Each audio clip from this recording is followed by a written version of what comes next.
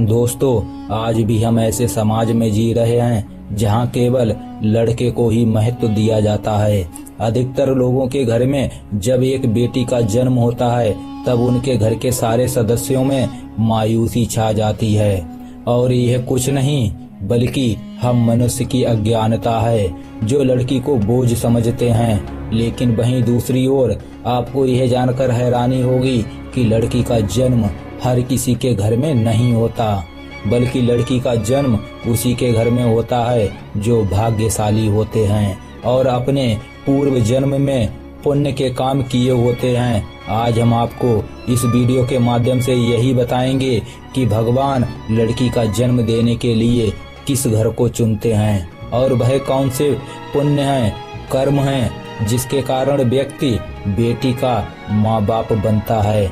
तो आइए इसके बारे में हम जानते हैं। दोस्तों, जब भगवान श्री कृष्ण से अर्जुन पूछते हैं कि हे माधव, किन कर्मों के कारण किसी के घर पुत्री धन की प्राप्ति होती है, अर्थात कैसे घरों में बेटियों का जन्म होता है, तो भगवान श्री कृष्ण अर्जुन से कहते हैं, हे पार्थ, अगर किसी के घर बेटे भाग्य से होते हैं तो बेटियां सौभाग्य से होती हैं। और जो भी स्त्रियां पुरुष अपने पूर्व जन्म में पुण्य कार्य किए होते हैं उन्हें ही एक बेटी के माता पिता होने का सौभाग्य प्राप्त होता है। इतना ही नहीं, बेटियों के जन्म के लिए उन्हीं घरों को चुना जाता है जो बेटियों का भार सहन कर सकें, क्योंकि तीनों लोकों में स्त्री अर्थात बेटियां ही ऐसी होती हैं जिनका भार हर कोई सहन नहीं कर सकता। वह बेटियां ही हैं जो इस सृष्टि को निरंतर चलाने के लिए अपनी हर चीज न्यौछावर कर देती हैं। हे अर्जुन, जिस दिन इस सृष्टि से बेटियों का जन्म होना रुक जाएगा उस दिन सृष्टि भी ठहर जाएगी और इस सृष्टि का अंत हो जाएगा। दोस्तों, भगवान श्री कृष्ण की इन बातों पर गौर किया जाए तो उनका कहना बिल्कुल सही भी है, क्योंकि अगर इस सृष्टि में बेटियां नहीं होंगी तो किसी का भी वंश आगे नहीं बढ़ सकता।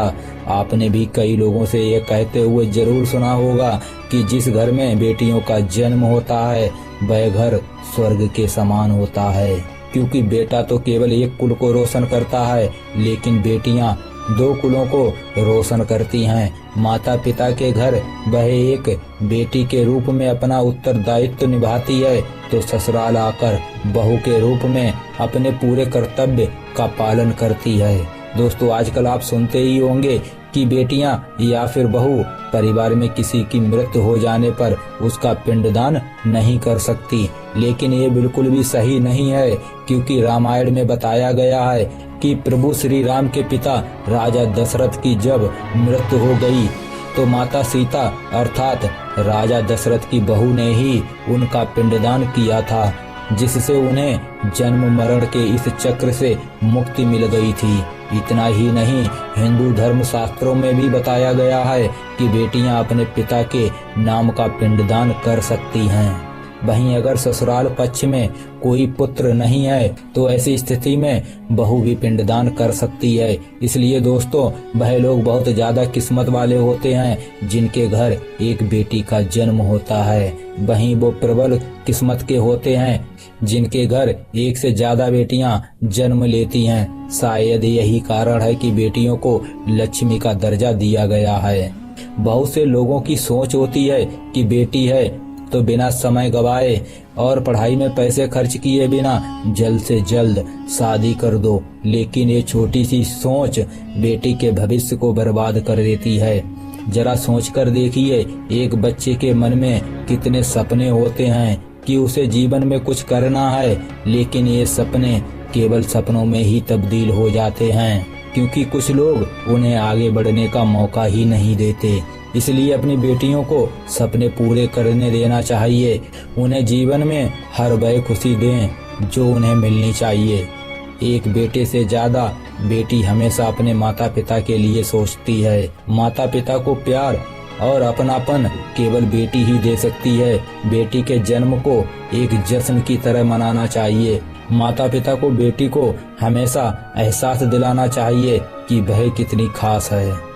दोस्तों, कभी भी बेटी माँ बाप पर बोझ नहीं होती, वह सिर्फ अपने और अपने परिवार की किस्मत बनाने के लिए जन्म लेती है। दोस्तों, एक कथा के अनुसार दो मित्र लंबे समय के बाद एक दूसरे से मिले। एक दोस्त ने दूसरे दोस्त से उसका हाल पूछा तो जवाब में उसने कहा कि मेरे हाल तो एकदम मस्त हैं, और हों भी क्यों ना, मेरे दो बेटे जो हैं।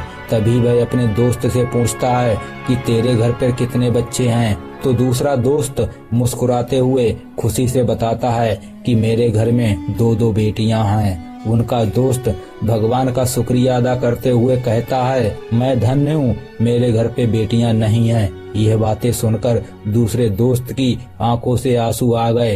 तभी उसकी बेटी पिता के मित्र से कहती है कि अंकल, भगवान हमेशा भाग्यवान को ही बेटी देता है, कभी गरीब को बेटी के रूप में माता लक्ष्मी नहीं देते।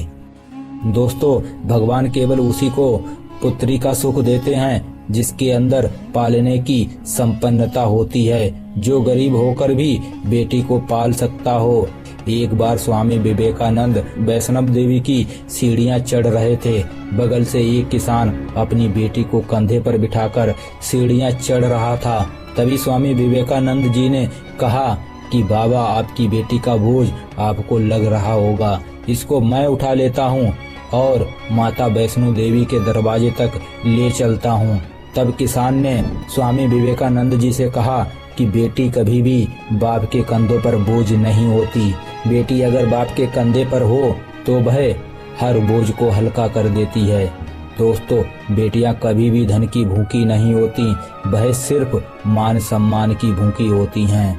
अब आप यह जरूर सोच रहे होंगे कि कौन से कर्म करने पर किसी के घर में बेटी जन्म लेती है और उनके लिए लक्ष्मी का रूप साबित होती है। तो दोस्तों, गरुड़ पुराण में बताया गया है, जब आत्मा को नया जन्म मिलता है तो आत्मा को शरीर के अनुसार व्यवहार में ढलकर अपने कर्म करने होते हैं। शरीर के जरिए कर्म करके ही एक आत्मा अपने जन्म के उद्देश्य को सार्थक बना सकती है।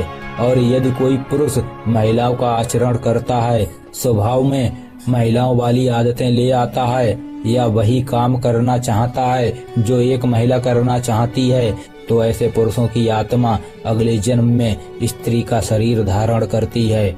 वहीं गरुड़ पुराण में बताया गया है कि यदि कोई व्यक्ति मृत्यु के अंतिम समय में स्त्री को याद करते हुए मरता है तो वह अगले जन्म में एक स्त्री के रूप में जन्म लेता है।